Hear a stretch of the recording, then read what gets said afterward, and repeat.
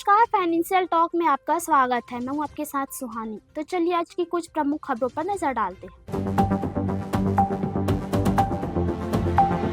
इस हफ्ते सोने और चांदी के दाम घटे हैं। India Boolean and jewellers association के मुताबिक 31 अक्टूबर को सोना 1,20,770 प्रति 10 ग्राम पर था, जो 7 नवंबर तक गिरकर 1,20,100 रह गया, यानी 670 की कमी है।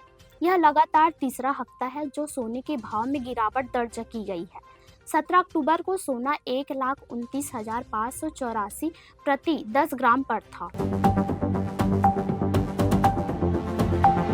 अब नौकरी बदलने पर पीएफ ट्रांसफर के लिए फॉर्म भरने या इंतजार की जरूरत नहीं होगी। ईपीएफओ ने ऑटोमेटिक ट्रांसफर सिस्टम शुरू किया है, जो 2025 से पूरी तरह लागू होगा। इससे कर्मचारियों को पुराना पीएफ बैलेंस अपने आप नए नियोक्ता के अकाउंट में ट्रांसफर हो जाएगा। कोई पेपर वर्क नहीं, प्रक्रिया 3 से 5 दिन में पूरी होगी।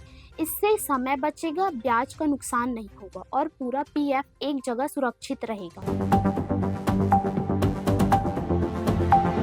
इस हफ्ते देश की टॉप 10 कंपनियों में से 7 की मार्केट वैल्यू 88,635 करोड़ घटी। भारतीय एयरटेल सबसे बड़ी लूजर रही, जिसकी वैल्यू 30,506 करोड़ घटकर 11.41 लाख करोड़ रह गई। टीसीएस की वैल्यू भी 23,680 करोड़ कम हुई। वहीं एलआईसी सहित 3 कंपनियों की वैल्यू 50,926 करोड़ बढ़ी, जिसमें एलआईसी की वैल्यू 18,469 करोड़ बढ़कर 5.84 लाख करोड़ हो गई।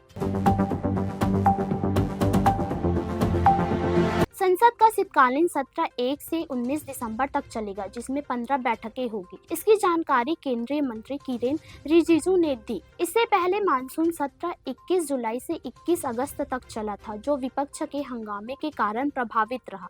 उस दौरान लोकसभा और राज्यसभा में 27 बिल पास हुए थे। देश के सबसे बड़े सरकारी बैंक एसबीआई ने 100 लाख करोड़ के कारोबारी आंकड़े और 100 अरब डॉलर के मार्केट कैप को पार कर लिया है। चेयरमैन सीए सेट्टी ने बताया कि बैंक का लक्ष्य 2023 तक दुनिया के टॉप 10 बैंकों में शामिल होना है। उन्होंने कहा कि एसबीआई की पूंजी स्थिति मजबूत है और अगले कुछ वर्षों में 15% CAR और 12% CET1 अनुपात हासिल करने का लक्ष्य है। सितंबर तिमाही में बैंक का नेट प्रॉफिट 10% बढ़कर 20,160 करोड़ पहुंच गया है। प्रधानमंत्री नरेंद्र मोदी ने बिहार के बेतिया में चुनाव रैली को संबोधित किया। उन्होंने कहा, बेतिया में मेरे बिहार चुनाव अभियान की समापन रैली है। 11 नवंबर को हमें सिर्फ सीटें नहीं, हर बूथ जीतना है। पीएम मोदी ने चंपारण की ऐतिहासिक भूमि को नमन करते हुए कहा कि यहाँ वो धरती है जहाँ गांधी जी को महात्मा की उपाधि मिली थी। उन्होंने भरोसा जताया कि अब वे जीत के विश्वास के साथ एनडीए के शपथ ग्रहण में शामिल हैं।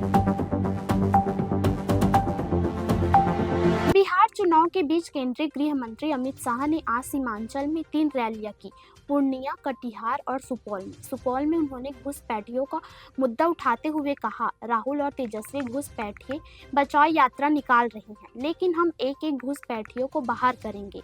पूर्णिया में शाह ने वादा किया कि अगले 5 साल में बिहार में 25 नई चीनी मिलें लगाई जाएगी। उन्होंने दावा किया कि पहले चरण में महागठबंधन का सुपड़ा साफ हो चुका है और एनडीए 160 से ज्यादा सीटें जीतने जा रहा है।